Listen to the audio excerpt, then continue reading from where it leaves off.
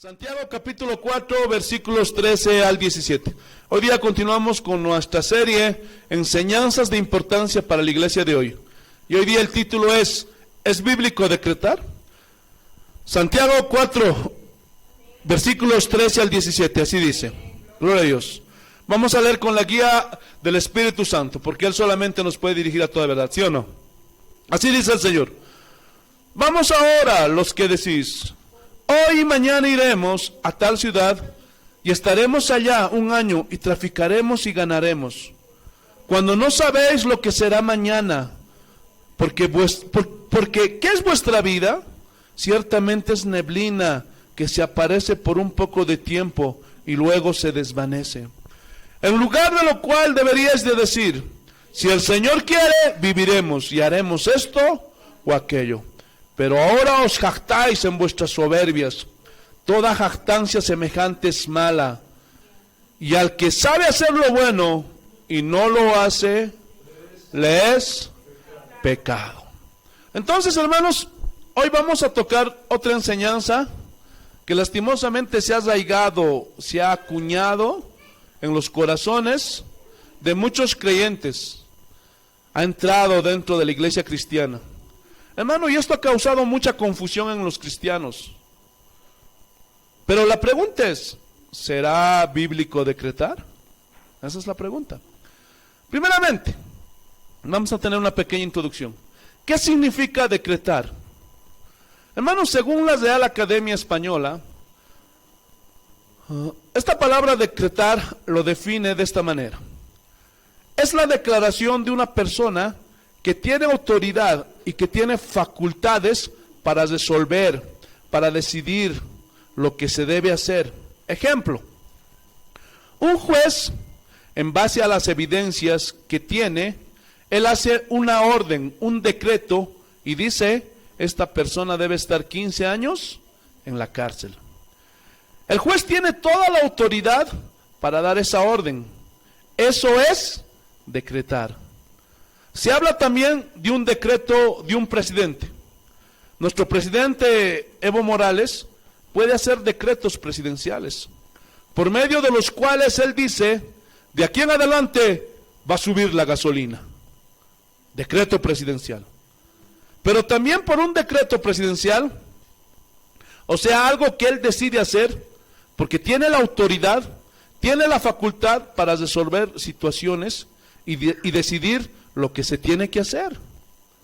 También él, por medio de un decreto, puede expropiar un previo, etcétera, etcétera. ¿Cómo? Por el decreto presidencial, porque él tiene ese poder para hacerlo. Ahora, ¿cuántos de ustedes han escuchado algo así como esto? Yo decreto que hoy todo me saldrá bien. Decreto que todo lo que haga prosperará. Decreto bendición y decreto que Satanás no me tentará. Decreto que ninguna enfermedad tocará mi vida, ni de mi familia. En el nombre de Jesús, amén. ¿Han oído alguna cosa así? ¿En alguna ocasión? Hermanos, esta es una oración supuestamente cristiana, entre comillas. Ahora vamos a ver un decreto de un esotérico, de un brujo. Y está ahí en internet, hermanos, este decreto. Y fue dado hace varios años. Y esto fue dado a comienzos de año. ¿Han escuchado los decretos de los esotéricos a comienzos de año?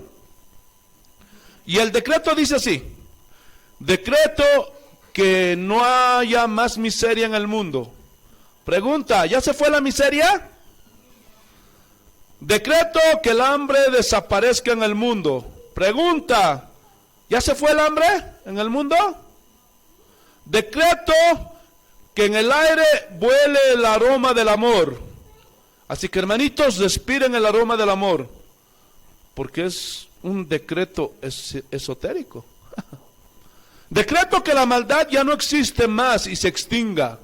Decreto que todo lo malo cambie y todo lo bueno abunde.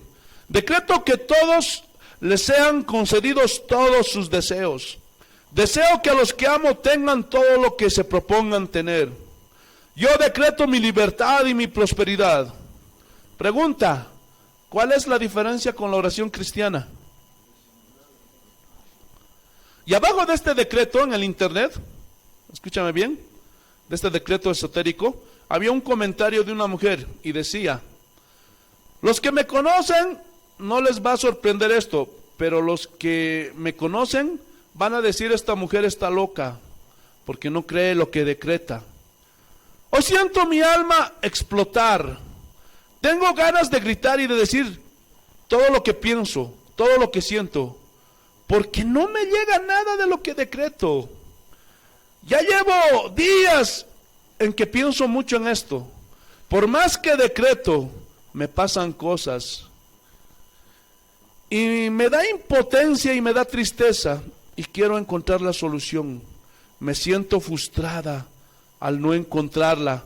Por más que declaro y decreto, no sucede nada. ¿Por qué? ¿Alguien me puede ayudar?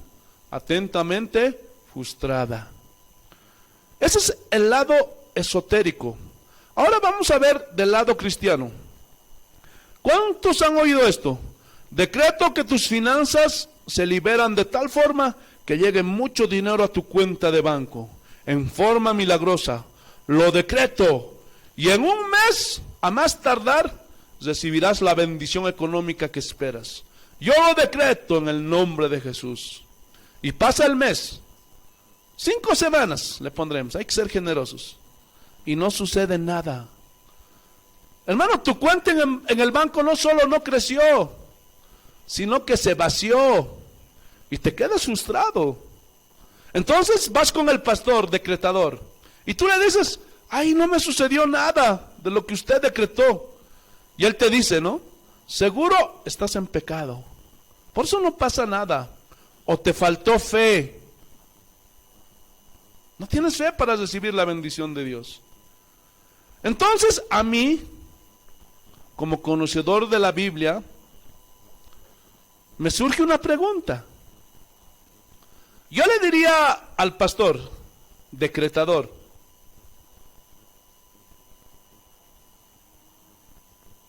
señor pastor decretador, usted dice que estoy en pecado o que no tengo fe. Y le diría: ¿qué lo que usted dijo no fue un decreto? Yo no necesito estar bien o estar mal, creer o no creer para que el decreto se cumpla. ¿Sí o no? Porque ese es un decreto. A ver, contésteme, pastor. Bueno, te reprendo, Satanás, por cuestionarme. ¿Sí o no?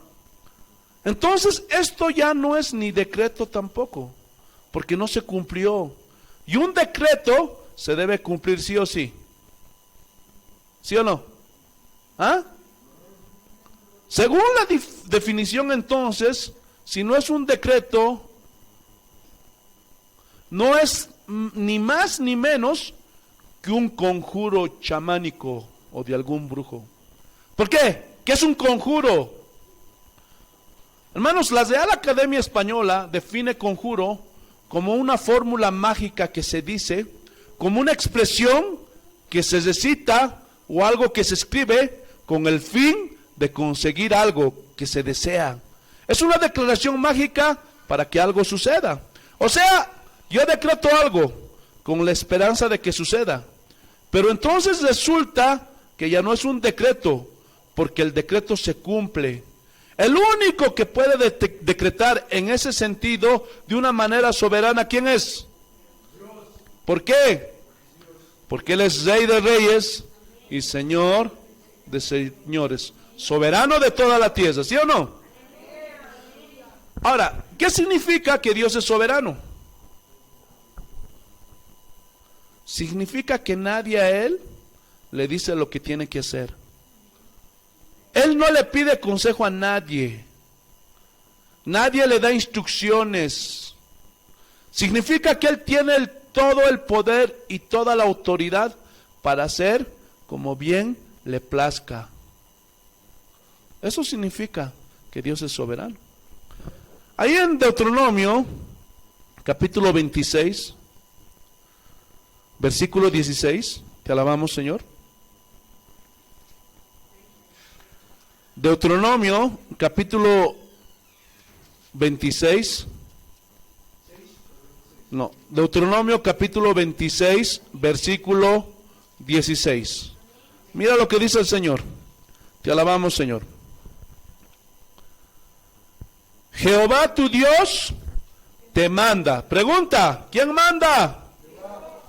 Dios. Y hasta donde yo sé, no cambió eso. ¿Sí o no? Él sigue gobernando a la iglesia. Él sigue siendo la cabeza de la iglesia. Y en la cabeza está el cerebro, o sea, el que ordena. ¿Quedó claro? ¿Quién es el que manda? Amén. Seguimos. Jehová tu Dios te manda que cumplas estos estatutos y decretos. ¿Quién es el que va a decretar? ¿Ah? ¿Quién es el que decreta para que se hagan las cosas? ¿Ah? ¿Quién? Dios, ¿sí o no? Él dice cómo va a ser las cosas y cómo se va a hacer las cosas, porque Él es el que decreta, ¿sí o no? Seguimos.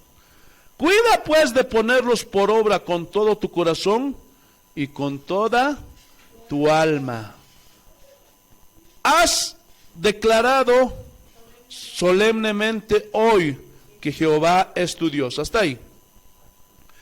El problema con el decreto y las declaraciones, hermanos, son dos cosas diferentes. Una declaración es ejemplo. Yo digo, el Señor siempre va a estar con nosotros. Esa es una declaración. Pero eso no es un decreto. ¿Por qué? Porque ¿quién prometió que iba a estar con nosotros para siempre? ¿Ah? ¿Quién? Dios. Y solamente estoy haciendo una declaración de lo que Él dijo. Cuando Dios le dio los mandamientos a Moisés, ¿qué hizo Moisés? ¿Los decretó o los declaró? ¿Están viendo la diferencia? ¿Sí o no? Te alabamos, Señor. Entonces, solamente Dios es el que decreta. Segunda parte. Has declarado solemnemente hoy que Jehová es tu Dios y que andarás en sus caminos y guardarás sus estatutos, sus mandamientos y sus decretos y escucharás su voz. Entonces, según esta definición de decretar, según la Real Academia Española, que es la autoridad que se le da a una persona para resolver asuntos, para decidir lo que se debe y no se debe de hacer. Entonces, en base a esa definición, surgen tres preguntas. Número uno, ¿será bíblico que los cristianos decreten y digan lo que debe de suceder? Número dos, ¿será bíblico que los cristianos decreten su prosperidad? ¿Ah? ¿Será bíblico que los cristianos decreten su felicidad o éxito empresarial? ¿Ah? Entonces, yo encontré tres problemas graves en esta doctrina. Número uno, nuevamente. Esta doctrina, hermanos, agrede a Dios. ¿Por qué? Pastor, ¿por qué agrede a Dios? Porque no toman a Dios en cuenta en sus planes. ¿Sabías que Él tiene para cada uno de nosotros un plan? Él tiene que hacer su voluntad en cada uno de nosotros. ¿Saben eso o no? Aunque no lo quieras. Si tú te dices ser hijo de Dios, Él tiene que cumplir un plan en tu vida. Porque si no, estás perdido. Si tú te quieres desviar y vienes aquí para sacar provecho y esto y aquello, y no dejas que Dios cumpla su plan en tu vida, estás perdido, te estás yendo por otro camino. ¿Lo están entendiendo o no? Número dos, manipulan a las ovejas para sacarles dinero y les dan falsas esperanzas o para amedrentarlos. Ejemplo, yo decreto que tu abuelita va a vivir 20 años más, pero tienes que pactar con Dios. Y tú le preguntas, oye, ¿y cuántos años tiene tu abuelita? Oye, tiene 100 años. Y este pastor me ha dicho que 20 años más va a vivir si yo pacto con Dios. Y ni un mes pasa y la viejita se muere. Y le sacaron el dinero. Pero también usan estos decretos para amedrentar. Si te vas de esta iglesia, yo voy a decretar que tu esposo te deje y tus hijos se pierdan en los vicios. Hermanos, y los pobres borregos amedrentados, hermano. Número 3. El que decreta se pone en el lugar de Dios. Porque Dios es el Rey soberano. Y Él está en su trono. Entonces, si yo me pongo a decretar, ni siquiera es oración, ni siquiera es petición. O sea, Señor, hazte un lado, porque tú me diste esta autoridad a mí. Yo estoy aquí y tú me delegaste esta autoridad. Y yo la voy a usar. Voy a bendecir a todo mundo, voy a decretar a todo mundo. ¿Cuántos tienen sus negocios? Amén. Yo decreto que tu negocio en un año tendrá 5 sucursales. Yo decreto esto, yo decreto aquello. No, hermanos. No podemos ponernos en lugar de Dios. El único que tiene autoridad para decretar, para resolver de manera como Él quiere, según su voluntad, y para decidir lo que pasará en nuestras vidas, ¿quién es? Ningún hijo de Dios debe ponerse en la silla del trono de Dios para decretar y decidir cómo deben hacerse o no hacerse las cosas. ¿Lo están entendiendo? El argumento que usan los que practican esta doctrina está en Apocalipsis capítulo 1. Vayan buscando capítulo 1 de Apocalipsis. Ellos dicen, decretamos porque Él nos hizo reyes y sacerdotes. Y ellos usan esta lógica y dicen, ¿no? A ver, ¿qué hace un rey? Un rey emite decretos. Pero esa lógica no tiene sustento bíblico. Vayamos a Apocalipsis capítulo 1, versículos 5 y 6. Te alabamos, Señor.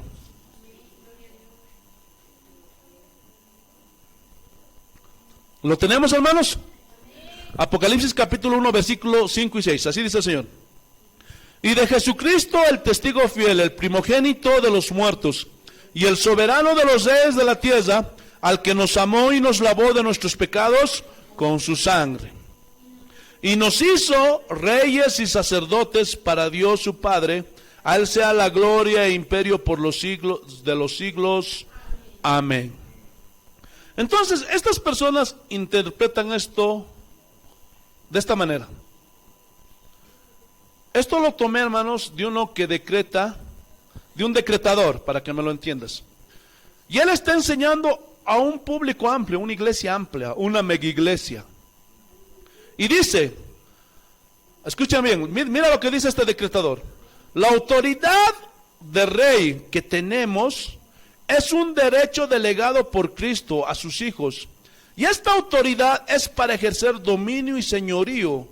Dios le ha dado a cada creyente el derecho de ejercer poder y autoridad en su nombre. Hermanos, y poder es la habilidad divina para obrar cualquier cosa. ¿Lo están entendiendo, hermanos? No se distraigan tanto. Pongan mucha atención a lo que dice. Él te ha dado autoridad y poder para ordenarle a las circunstancias, a los problemas que se dobleguen. Tú tienes la autoridad para decretar y ordenarles a los problemas que se solucionen. Lo único que debes de hacer es decretarlo en el nombre de Jesús, y estás usando el poder que Dios te dio y lo liberas a través de tu boca.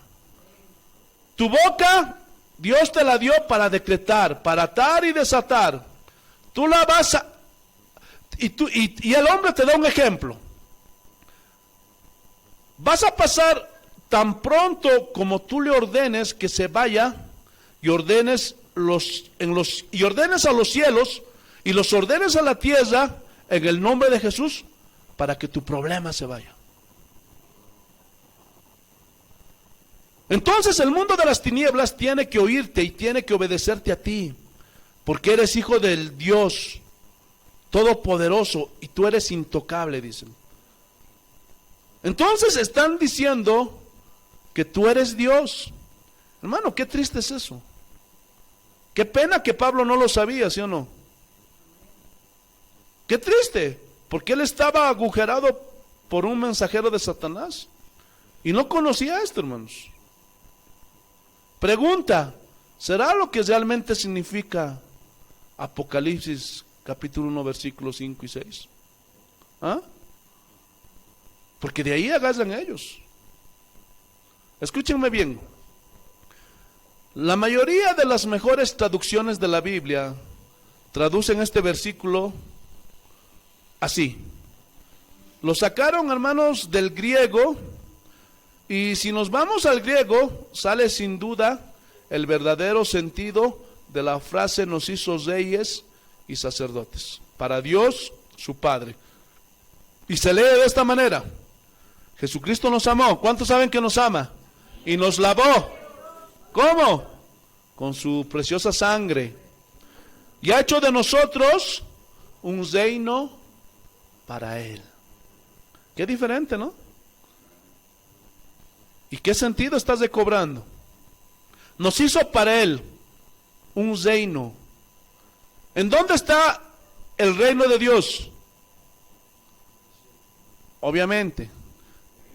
Pero aquí en la tierra, ¿dónde está el reino de Dios? Según la Biblia, en el corazón del creyente. ¿Qué significa que el reino de Dios esté en nuestro corazón, en el corazón de una persona? Que sus decretos, sus mandamientos, su palabra mora en nuestros corazones. ¿Sí o no? ¿Ah? Y donde hay un reino, hay un rey. No puede haber dos reyes. ¿Y quién es el rey de este reino? Cristo es el rey de los verdaderos cristianos. Él es el que reina en ese reino, que somos tú y yo. ¿Me expliqué? Entonces mira cómo se cobra sentido. Él nos lavó de nuestros pecados. Ha hecho de nosotros un reino para Él. Él necesitaba morar en nosotros. Gloria a Dios. Para poder gobernarnos. ¿Estás entendiendo? Aquel que tiene ese reino dentro de su corazón, lo gobierna. Y ya no hace lo que se le da su gana. Pero aquel que no es gobernado por el rey, hace lo que le da su gana. ¿Lo están entendiendo? Entonces ha hecho de nosotros un reino y nos hizo sacerdotes. ¿Qué hace un sacerdote? ¿Cuál es la función de un sacerdote? Servir a Dios. ¿Lo están entendiendo o no? Entonces nos hizo sacerdotes para que sirvamos a Dios su Padre.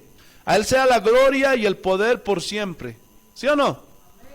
Entonces Cristo gobierna, tiene su reino implantado en sus hijos, porque es el área donde Él gobierna, en sus hijos, porque sus hijos debemos de obedecerle, ¿sí o no? Entonces, como Él es el rey, Él es el que nos gobierna a nosotros. Entonces, ¿dónde está lo que nosotros somos reyes? No tiene sentido. Hermano, si un animal, una persona tiene dos cabezas, ¿qué sería? ¿Ah? Si en una familia hay dos cabezas, ¿qué es esa familia? Cuando la mujer se quiere poner al tú por tú con su marido, ¿ese hogar qué es? Cuando una persona nace con dos cabezas, ¿qué es? Es un monstruo. Cuando hay un animal, cuando tiene dos cabezas, ¿qué es? Es un monstruo. ¿Lo estás entendiendo o no? Hay un orden. No puede haber dos reyes, tres reyes, cuatro reyes. ¿Quién es el rey? ¿Por qué? Porque solo hay una cabeza en ese reino. ¿Y la cabeza quién es? Cristo. Hermano, hay algunos, no, yo soy rey. Ya, hermanito, quédate con ese título. Pero te recuerdo que Jesús es Rey de Reyes. Y si Él es Rey de Reyes, significa que Él sigue reinando. ¿Sí o no? Sobre cualquier rey. Ahora, hay otra enseñanza gloria a Dios, aleluya, profética también acerca de esto. Que en el milenio, a sus hombres de confianza, aquellos que se esforzaron, que fueron arrebatados, dice que la segunda muerte ya no tendrá poder sobre ellos. O sea, ellos ya no van a pasar por el juicio. Y por así decirlo, así rapidito para no entrarme en otro tema, ellos van a ser sus hombres de confianza del Señor. Y los van a poner para que reinen, pero no para que decreten o para que hagan lo que les dé su gana, no. Porque sobre esos que van a gobernar, sobre esos reyes, va a estar el Rey de Reyes. Y van a ser sacerdotes a la vez. Y eso significa que ellos van a reinar como Dios les manda y ordena en el milenio. ¿Estás entendiendo o no? Esa es una enseñanza profética. Si tú fuiste fiel, quién sabe, en el milenio dice que el diablo va a ser atado por 1000 años. Y gloria a Dios, esa es la última dispensación, antes que se destruya todo. Y entonces aquellos que fueron fieles, por eso Pablo dice, buscad la mejor resurrección. Hay algunos que dicen, mira a la iglesia a perder el tiempo, ayudar a perder el tiempo, y piensan que aquí estamos perdiendo el tiempo. No, nosotros hemos entendido eso. Yo quiero la mejor resurrección, hermano. Y cuando alguien reine, por decirte, aquí en Oruro, en Bolivia, en una provincia, hermano, no es que tú vas a hacer lo que te da tu gana, no. Tú vas a estar sujeto al rey y tú vas a guiar, vas a dirigir ese país, esa nación, ese pueblo. ¿Cómo? Conforme a los mandamientos. ¿Lo están entendiendo, sí o no? Te alabamos, te bendecimos, Señor. Glorificamos tu nombre. Entonces, el Señor Jesús sigue siendo el Rey. Él sigue reinando sobre cualquier rey. Y si Él sigue gobernando sobre cualquier rey, ¿quién se debe someter a quién? Nosotros debemos someternos al Rey soberano, al que dicta y decreta cómo se hagan las cosas.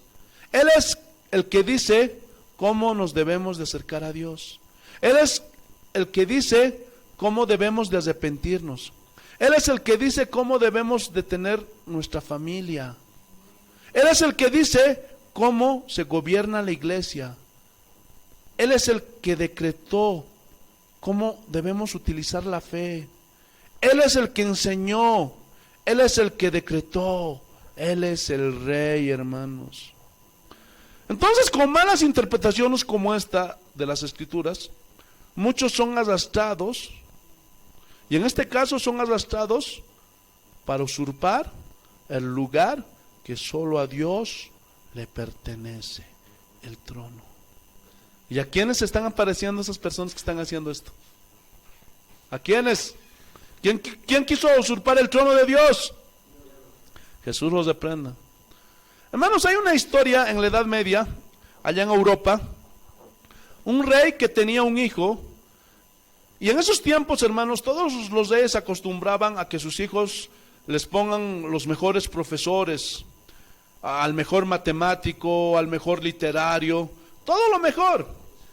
Y habían muchos hombres que tenían, gloria a Dios, aleluya, mucho conocimiento, y los mejores eran los tutores de los hijos de los reyes.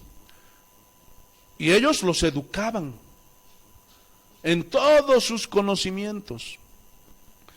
Y dice que un día el hijo de este rey, un día llegó su tutor para pasar clases.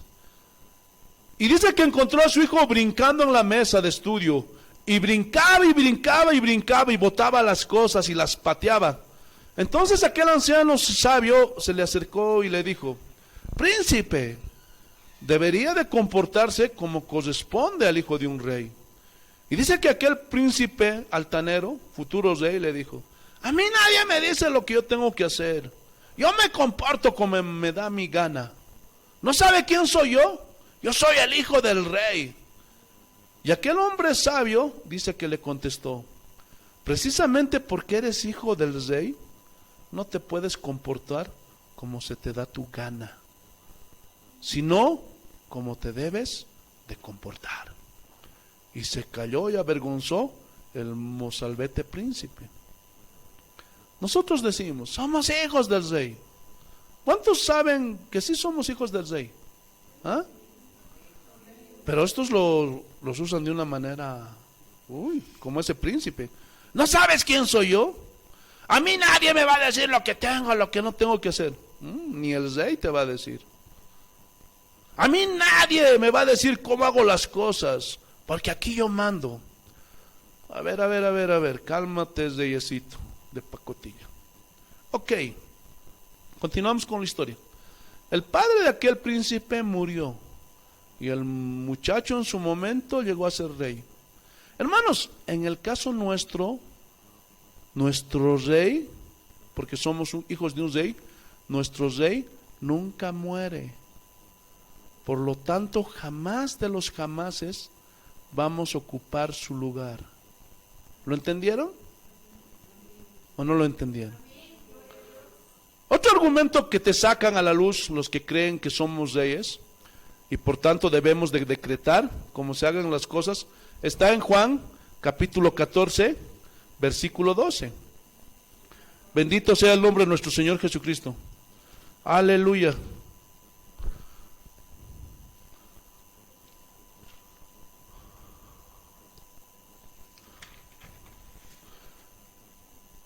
Algunos se confunden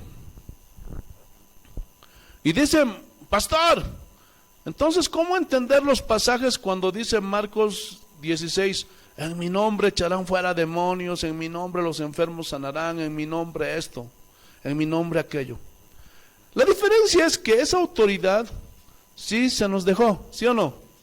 Oramos nosotros en el nombre de Jesús por un enfermo, pero ¿quién es el que lo sana? ¿Ah?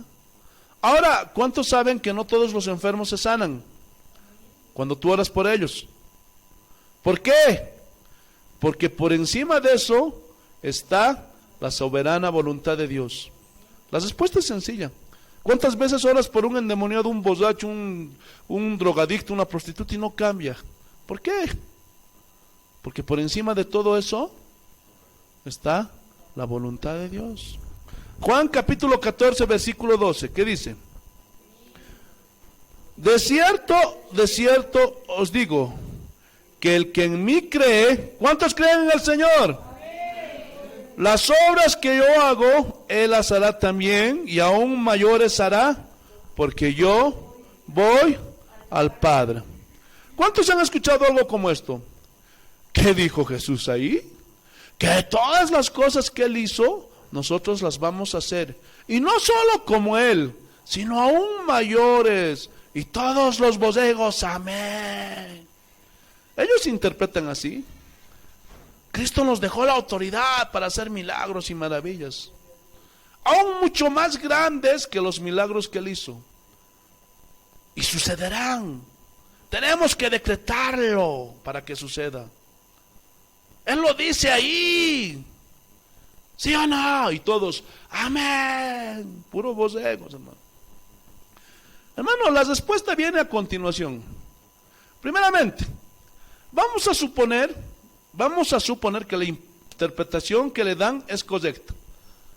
Que sí vamos a hacer milagros, pero si esta interpretación fuera la correcta, yo tengo, hermanos, por lo menos 5 preguntas. Y mira, yo siendo hombre, imagínate la palabra. Número 1, escúchame bien, estar atento porque si no, no vas a entender nada. Si esta interpretación es correcta, muéstrenme a alguien que haya muerto y haya resucitado por sí mismo, aparte de Jesús. ¿Ah? Algún loco podrá decir, ya, pero no fue mayor a lo que Cristo hizo. Lo igualó nada más, ¿sí o no? ¿Lo estás entendiendo o no? Número 2, si esa interpretación es la correcta, enséñenme a alguien que caminó sobre las aguas, sobre el mar.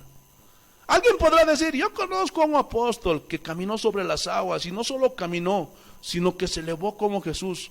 Se llama Chris Angel. Ese apóstol está poderoso, pastor. Miren. Si ese tipo dijera que es cristiano e hiciera las cosas que hace, muchos lo tuvieran como el ungido de Jehová. Hermanos, ¿por qué son tan ignorantes?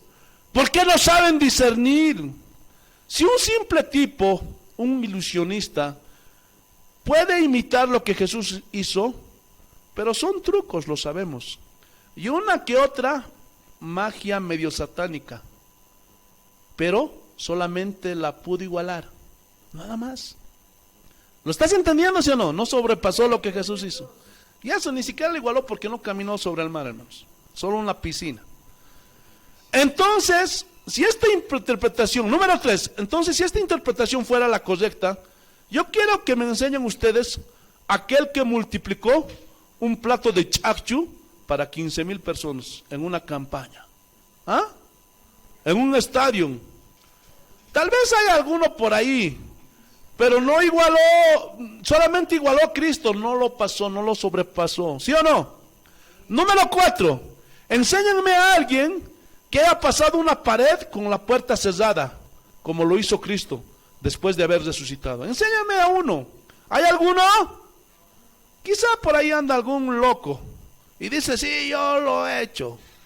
Pero nada más igualó lo que Jesús hizo. Y número 5, ¿conocen a alguien que pueda mandar al viento y al mar para que se calmen y le obedezcan? Que vaya a Japón, le tsunami, detente y párate. Ya, vamos a suponer, quizá por ahí anda uno, pero lo igualó nada más. ¿Sí o no? Pregunta, entonces, ¿a qué se refirió Cristo cuando dijo, mayores cosas harán? Es obvio que a milagros y señales y maravillas no se refirió, porque si no, ¿dónde están? Todos esos que predican que nosotros haremos mayores cosas que Cristo, ellos, hermano, ni siquiera lo igualan.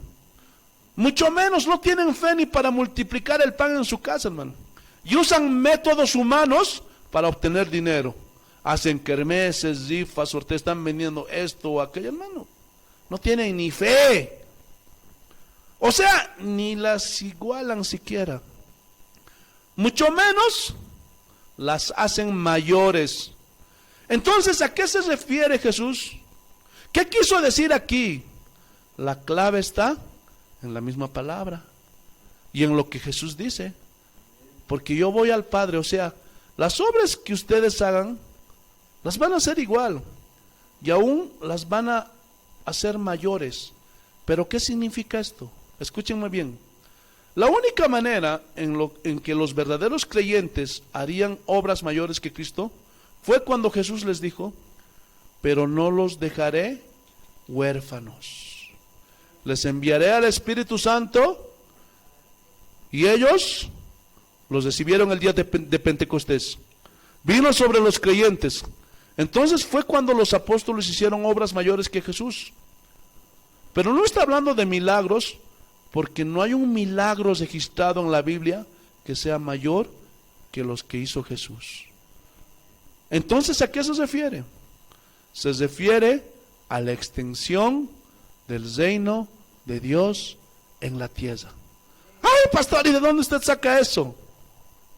Quiero que noten ustedes cómo está ligado a hacer obras mayores a la oración. Versículo 13 del mismo capítulo 14 y dice, y todo lo que pidierais al Padre en mi nombre, lo haré, para que el Padre sea glorificado en el Hijo.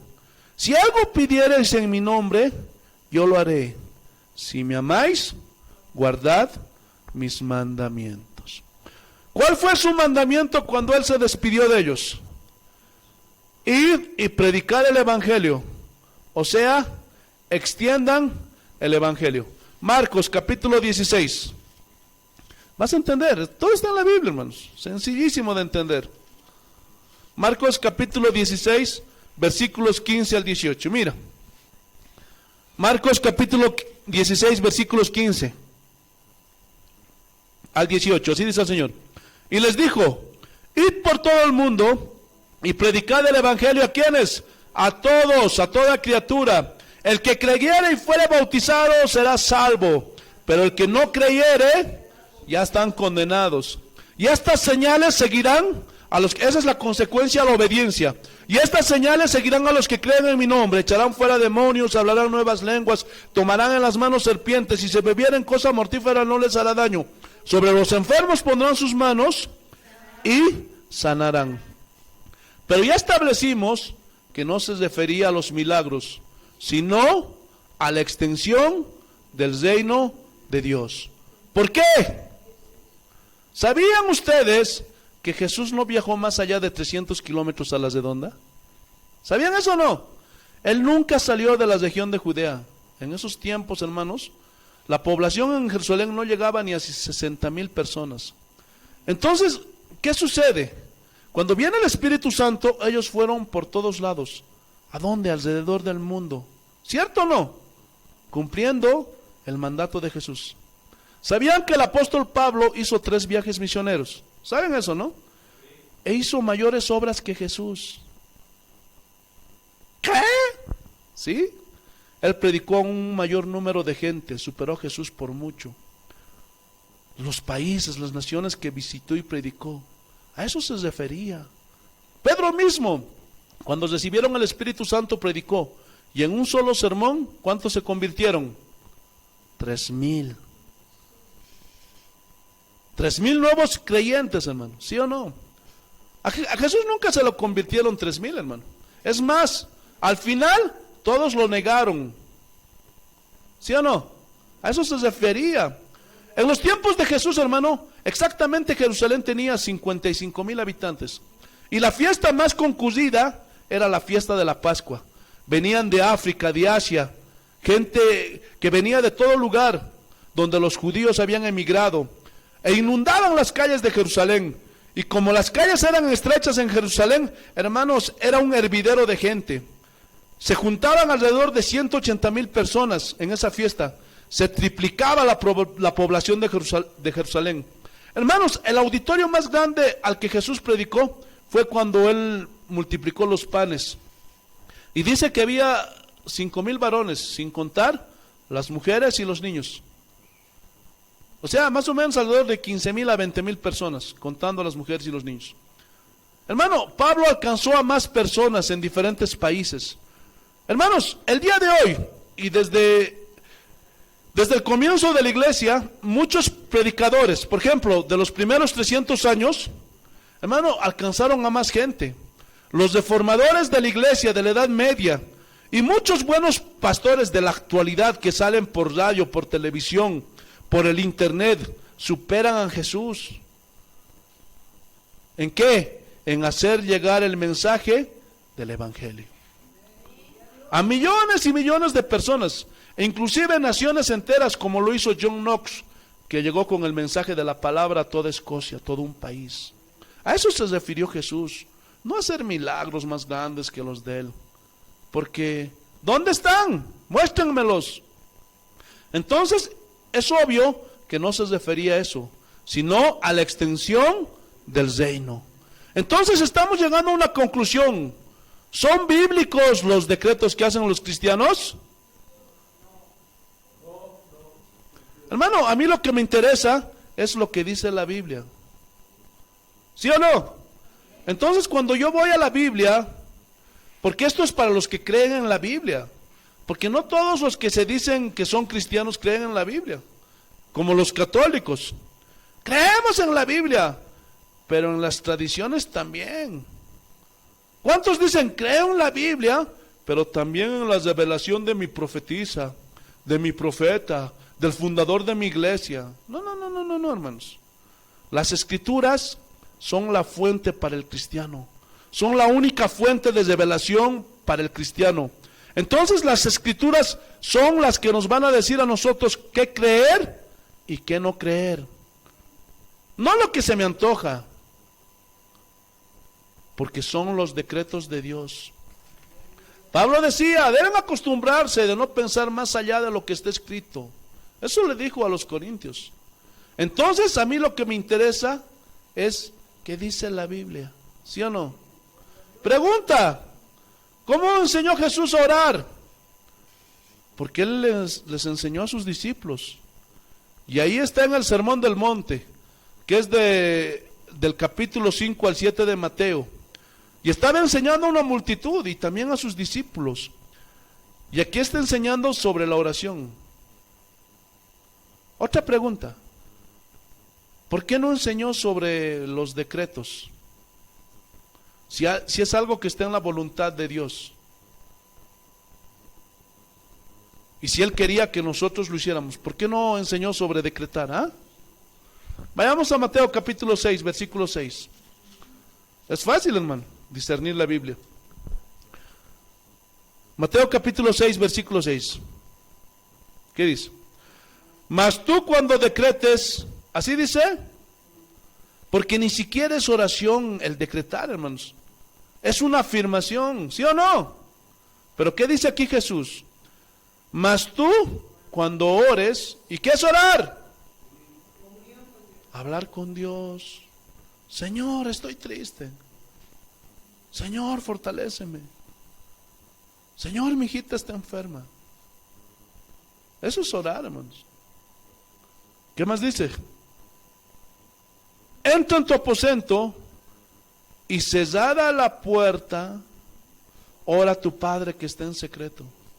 Y tu Padre que lo ve en secreto, te recompensará en público. Y orando, no uséis vanas repeticiones como los gentiles. ¿Quiénes son los gentiles? La palabra gentil significa pagano. Entonces también los paganos oran. ¿Lo estás entendiendo? Pero tú no seas como los paganos que usan repeticiones, dice. Que piensan que por su palabrería serán oídos. No os hagáis, pues, semejantes a ellos.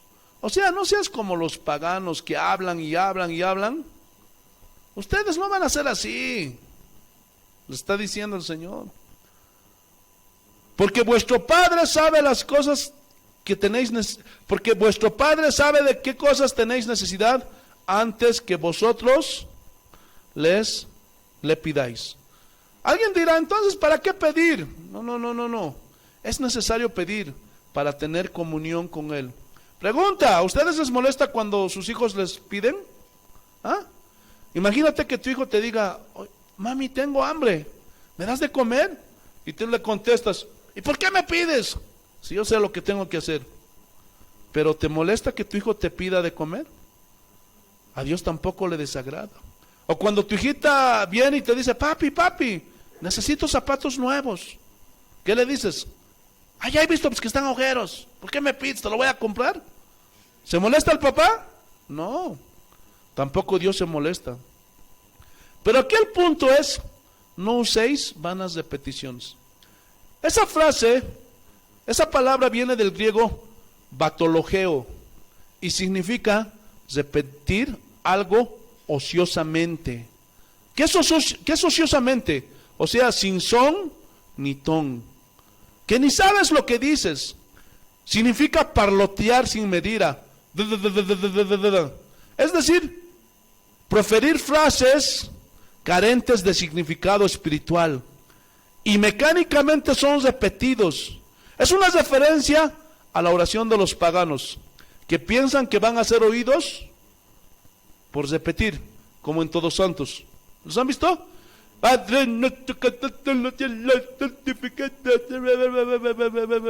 Y piensan que por eso Dios les va a oír. A eso se refiere. Y hoy el cristianismo, lo mismo. Parecen faquirs. No tengo nada. O porque confiesan positivo. Hoy me va a ir bien. Pura palabrería. Pregunta, ¿cómo ora esa gente? Como los paganos. Y ese tipo de oración, hermano, ya se metió en la iglesia cristiana.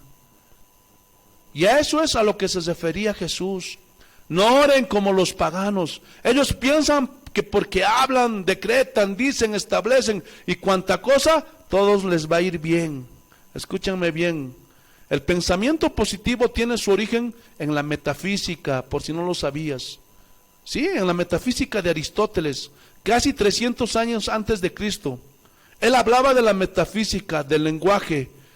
Los filósofos 300 años antes de Cristo decían, habla positivo para que tus circunstancias cambien alrededor. Y eso es exactamente lo que encuentras hoy en el internet, en esos motivadores. Pura filosofía aristotélica.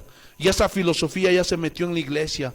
El problema es que la maquillan con 2 versículos y dicen, ay, esto es una revelación cristiana. Hermano, ¿qué va a ser? Es una revelación cristiana, hermanos. Están engañando, puro cuento. Por eso, hermano, entiende esto. Si yo decreto y ordeno que sucedan las cosas, entonces ¿para qué necesito a Dios? Él quiere que dependamos de Él. Entonces no es decretando, no es declarando que ustedes van a ser bendecidos por Dios, o ustedes van a recibir, no sé, lo que quieren. Hermano, la palabra bendición, hay algo que precede a la bendición. Y yo les pregunto, ¿cuántos quieren la bendición de Dios en sus vidas? Pero ¿saben qué es lo que precede a la bendición de Dios? ¿Saben? La obediencia a sus decretos. Ahí en Deuteronomio 28, no lo busquen, porque no nos va a alcanzar el tiempo. Dice, si oyereis y obedeciereis y hiciereis atentamente a la voz de Dios, y si tú guardas estas cosas y las obedeces, yo también te digo que vendrán sobre ti todas estas bendiciones y te alcanzarán. Bendita será tu entrada y tu salida. Bendita será tu casa, bendita será el fruto de tu vientre, bendito será tu trabajo, bendito todo lo que hagas. Prestarás a otros y tú nunca pedirás prestado. Tú serás cabeza y no cola. La bendición de Jehová estará sobre ti. Tus graneros serán bendecidos, abundarán. Jehová te bendecirá. Y todas estas bendiciones vienen en Deuteronomio 28 desde el 1 hasta el 14. Y todos dicen, gloria a Dios, aleluya. Pero nadie predica del versículo 15 en adelante. Nadie quiere escuchar, nadie quiere saber de eso. Bendito sea el nombre de nuestro Señor Jesucristo. Y este capítulo 28 de Deuteronomio es el favorito de los decretadores de la bendición. Pero solo lo citan hasta el 14. Pero a partir del 15, ¿saben qué dice? Pero también te digo que si no obedeces a Jehová tu Dios, vendrán sobre ti todas estas maldiciones y te alcanzarán. No te alcanzará la comida, tus hijos no se saciarán, tus hijos serán rebeldes, tú te volverás loca, así dice, desvariarás en tu mente, pedirás prestado, serás esclavo de otros. Pregunta, ¿quieres la bendición o la maldición? Entonces obedece a la palabra de Dios. Todas las promesas de Dios están condicionadas a una cosa. ¿Saben a qué? A la obediencia, todas. Entonces, si yo decreto para ustedes prosperidad, escúchenme bien, anulando tu estado espiritual actual. Por ejemplo, si tú andas en adulterio, eres un ladrón, eres un estafador, un hipócrita que viene a la iglesia, o sea, eres lo que sea, y crees que lavas tus pecados por venir aquí, entonces te encuentras con el predicador. Ay, Dios te ama así como estás. Y el otro dice, no, ay, sí, no soy tan malo. Y ahí está hablando el supuesto hombre de Dios diciendo, como sea, Dios te ama, como vengas, no importa. Y comienza a decretar, yo decreto tu negocio y prosperará. Y el otro, uy, qué bien, con razón me está yendo bien. Y el hombre vendiendo kilos de 800 gramos porque no le habla del arrepentimiento. Uy, Dios me va a bendecir. Yo tengo mi ganancia. Uy. Pero si el predicador hace a un lado el estado espiritual de esa persona y empieza a decretar bendición, prosperidad, y que tus hijos serán los dueños de la Universidad Técnica de Oruro, y quién sabe qué, y que tus hijos van a ser los reyes de no sé qué, y tú y qué más allá, escúchenme bien, hermanos, A toda esa gente les están mandando derechito al infierno. Pregunta: ¿acaso mis decretos anularán el estado espiritual de las personas? Imposible. Y esta gente habla: usted decrete, ¿qué quiere? ¿Qué quiere? Ordénele. Pero, ¿cómo saben si Dios está tratando con ellos? ¿Ah? Y te tiene ahí todo quebrantado. Entonces te dice el decretador: no lo recibas, ordénale que se vaya. Y el Señor te tiene ahí, y tú peleando con Dios. Y por más que decretes, mi estimado hermanito, reyesito, eso no cambiarán los planes de Dios. ¿Conocen el Salmo 1? Tampoco lo abran, porque el tiempo no nos va a alcanzar. Y dice: bienaventurado el varón que no anduvo en consejo de malos. ¿Escucharon? Entonces sigan pidiendo oración para que Dios los prospere. Y se van a juntar con la peor gente de Oruro. Y van a hacer lo que ellos hacen. ¿Quieren eso? Porque cuando tienes plata, uy, hermano, es la peor gente, hermano. No todos, pero sí la gran mayoría, hermanos. Bendito sea el nombre de nuestro Señor Jesucristo. Bienaventurado el varón que no anduvo en consejo de malos, ni en silla de escarnecedores se ha sentado, sino que en la ley de Jehová medita de día y de noche. Pregunta: ¿meditan de día y de noche? ¿O se la pasan viendo la televisión? Y así quieren la bendición. Pastor, ¿por qué tengo malos pensamientos, pastor? Libéreme. Pero ¿y de qué te libero? Es que tengo muchos malos pensamientos. Una oración de liberación, pastor. No. Lo que tienes que hacer es meditar en la palabra de Dios y llenar tu corazón y tu mente de los pensamientos de Dios.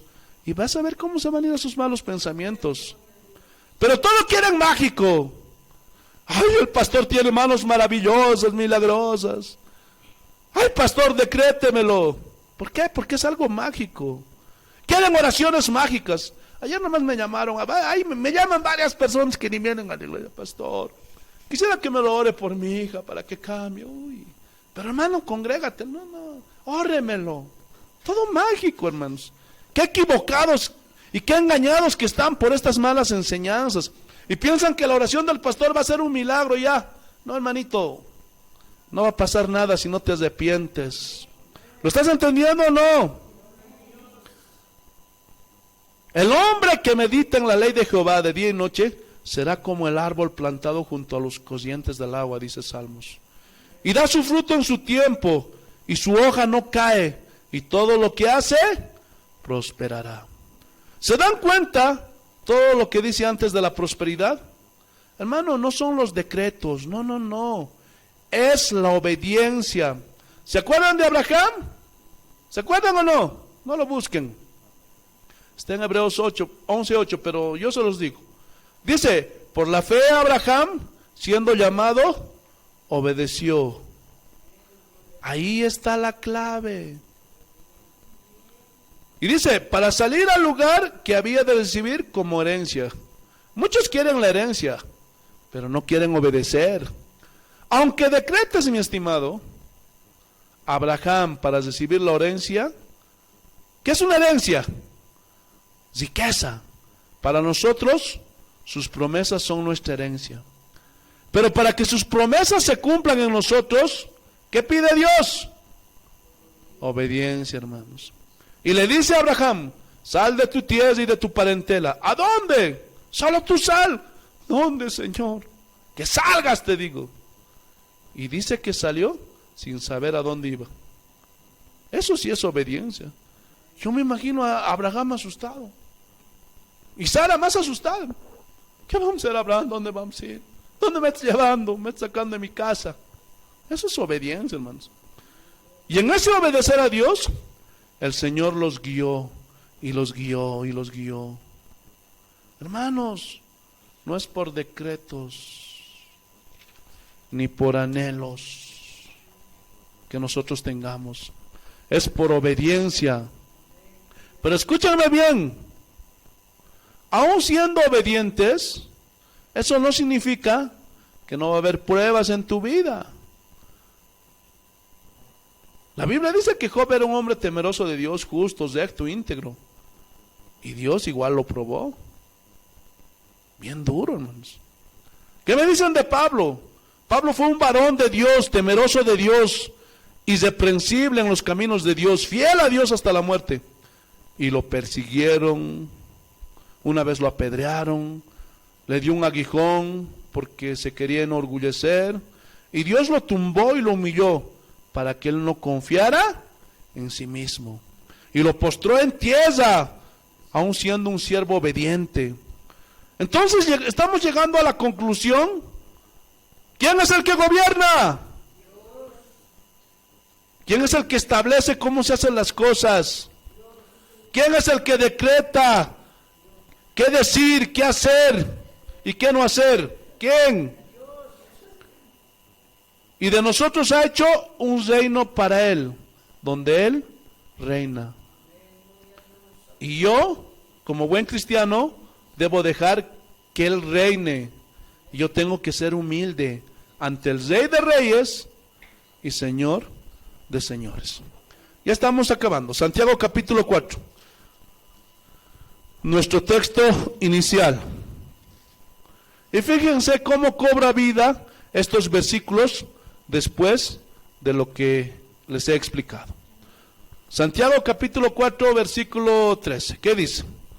Vamos a ir parte por parte. Vamos ahora. ¿Qué significa vamos ahora? ¿Saben qué significa? Ya cálmate. Cálmense ya. ¿Qué se creen? Eso significa vamos ahora.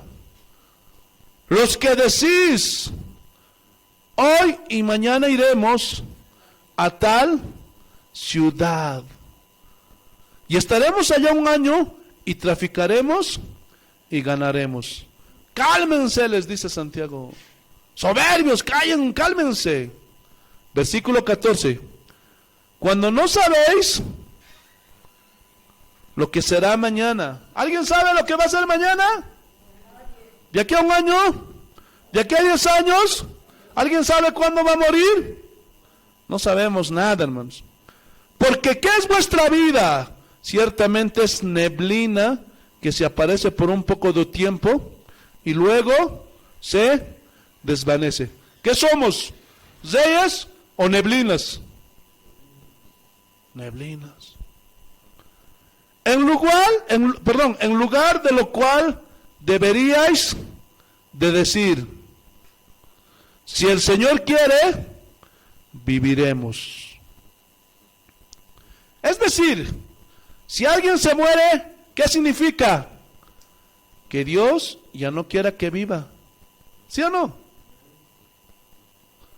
Entonces, hasta aquí, ¿dónde está eso de sal y reprende a la muerte? Y esos cristianos están reprendiendo a la muerte, y atando y no sé cuándo, y decretando a la muerte que se vaya, y se muere el enfermo. Y porque le enseñaron mal, esa familia del difunto, hay todos derrotados. Ya no quiero saber nada de Cristo, argumentando que Dios no les ama y no sé cuánto. ¿Por qué?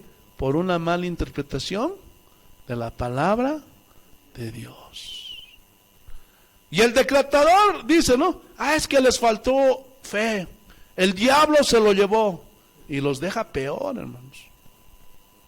Y haremos esto o aquello. Pero ahora os jactáis en vuestras soberbias. ¿A qué soberbia se refiere?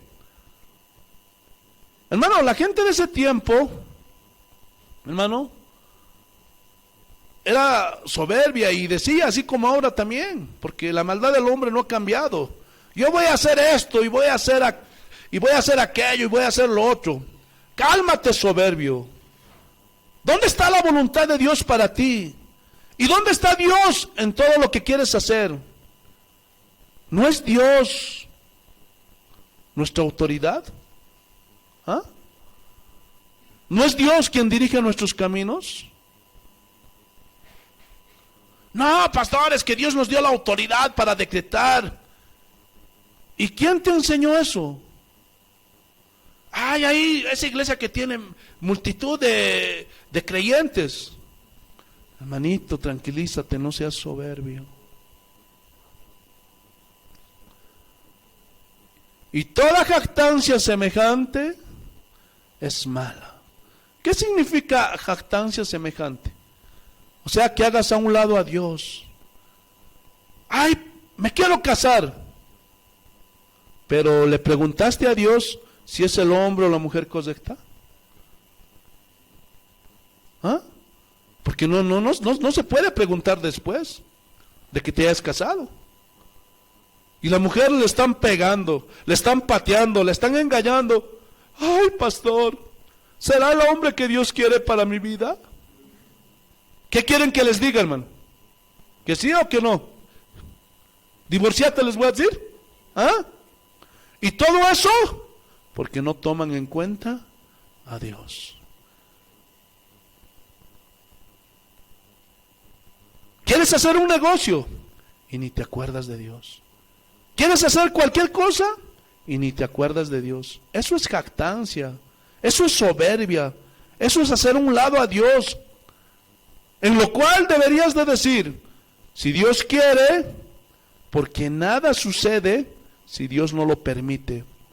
Por más que yo sea el decretador más grande de Oruro, así sea yo el reprendedor del hombre fuerte, de quién sabe dónde, ahí está la prueba. Pero lo terrible está en el versículo 17. Y al que sabe hacer lo bueno y no lo hace, le es pecado. ¿Qué significa el que sabe hacer lo bueno? Significa que tú incluyas a Dios en tus planes. Ese es el contexto. Esa es la enseñanza. Ahora ustedes ya saben hacer lo bueno, ¿sí o no? Juan decía, si pedimos alguna cosa conforme a su voluntad, Él nos oye. Significa, Él nos responde. O sea, yo le puedo pedir algo, algún deseo, algún anhelo, pero si no está en la voluntad de Dios, Él no está obligado a responderme. ¿Se acuerdan del tema? Si Dios responde todas las oraciones, ¿verdad que no? Y peor decretando, hermanos. Orar según su voluntad. Eso es lo que tenemos que hacer nosotros. Cuando sus discípulos le dijeron, Señor, enséñanos a orar, y Jesús les dijo, vosotros cuando oréis, decid así, Padre nuestro que estás en los cielos, santificado sea tu nombre. Venga a nosotros, ¿qué? O sea, haz de nosotros un reino donde tú seas el rey. Nosotros sacerdotes para servir al Padre. ¿Ven cómo encaja la interpretación? Hágase tu voluntad como se hace en los cielos. ¿Ah? ¿También se haga aquí? En la tierra. Pregunta, ¿quiénes van a hacer la voluntad de Dios? ¿Los que no conocen o los que supuestamente lo conocemos? Nosotros somos los que vamos a hacer la voluntad de Dios, porque Él es el Rey en nosotros. ¿Sí o no? Su reino está en nosotros. Entonces tú y yo vamos a hacer la voluntad de nuestro Rey, a menos que no sea tu Rey y tengas tu reyecito por ahí. Por eso, hermanos, ya no podemos hacer lo que se nos da nuestra gana. He decidido no perdonar. No, ya no puedes hacer eso. Antes sí. Ahora tienes que hacer lo que tu rey te manda. Pero luego viene algo que no les gusta a los predicadores de la prosperidad. Danos hoy, Señor, 2 millones de bolivianos en nuestra cuenta. ¿Así dice? ¿Ah? Danos hoy nuestro pan de cada día. O sea, cada día oras esperando tu provisión de Dios. ¿Han escuchado a esos pastores? No te conformes con tu casito. No te conformes con tu casita que tienes en los suburbios. No te conformes con tu ropa que tienes. Los hijos de Dios visten con las mejores marcas. Los hijos de Dios traen los mejores carros. Los hijos de Dios tienen las mejores casas. Cálmate, decretón, por favor. ¿Dónde dice eso? Si a Juan el Bautista, hermano, ni para ropa le alcanzaba. Y tenía que usar piel de camello. Pregunta, ¿Juan el Bautista no tenía fe? ¿O no era hijo de Dios? Ningún profeta como Juan, dijo Jesús. Y ni camellito tenía, hermano. Y no nos vengan con esas cosas. Analicen bien lo que escuchan, hermanos. Y siempre, siempre, siempre vayan a la Biblia. Siempre. Y perdona nuestros pecados, así como nosotros perdonamos a los que nos ofenden. Y no nos dejes caer en la tentación, y líbranos del mal.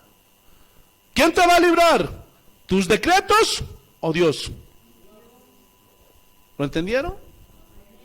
Espero que así sea. Somos Casa de Oración en Oruro, Bolivia. Síguenos en Facebook como Casa de Oración y suscríbete al canal y dale like y nos ayudarás muchísimo para seguir adelante con la obra de Dios. Estamos ubicados en la zona norte de Oruro. A continuación te dejo la dirección y que Dios te bendiga.